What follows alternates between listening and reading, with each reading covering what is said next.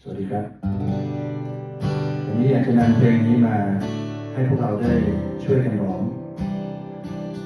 แล้วก็ช่วยกันอธิษฐานสำหรับประเทศไทยโดยเฉพาะเป็นเวลานี้เลยนะครับ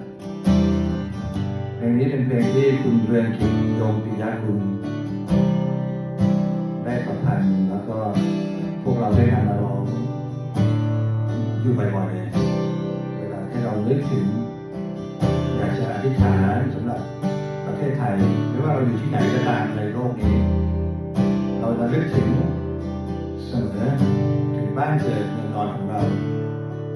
เวลานี้อยากจะอธิษฐานเป็นพิเศษสำหรับผู้ที่ประสบภัยและทุกคนที่อยู่ในประเทศไทยด้วยเวลานี้ให้เราร่วมใจกันอธิษฐานนะครับร้องเพลงนี้ด้วยกัน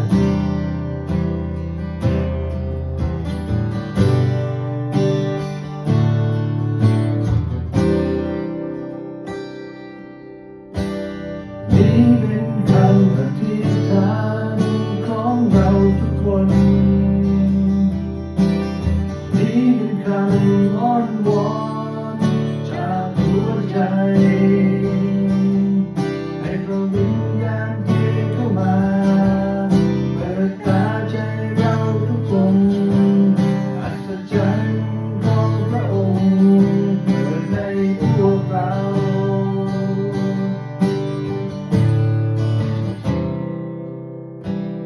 นี่เป็นคำอธิษฐานของเราทุกคนนี่เป็นคำอ้อนวอนจากหัวใจให้พระวิญญาณที่เข้ามาเปิดตาใจเราทุกคนให้อัศจรรย์ของพระองค์เกิดในพวกเราโปรดทรงอวยพรประเทศไทยให้คนไทยที่มีความหวังโปรดเปิดดวงตาและหัวใจให้คนไทยเห็นความสว่างโปรดทรงอวยพรประเทศไทยให้ไปถึงอาณาประเทศไทยให้พระพรรำไรไปถึงคนไทยทุกคนโปรดทรงอวยพรประเทศไทยให้ไม่มีความหวังโปรดเปิดดวงตาและหัวใจ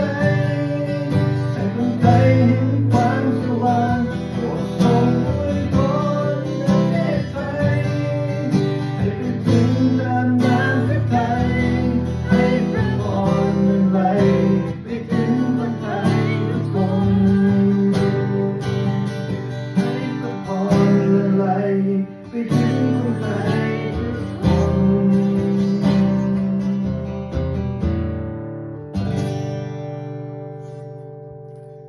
ขอพระเจ้าอวยพรประเทศไทยครับสวัสดีครับ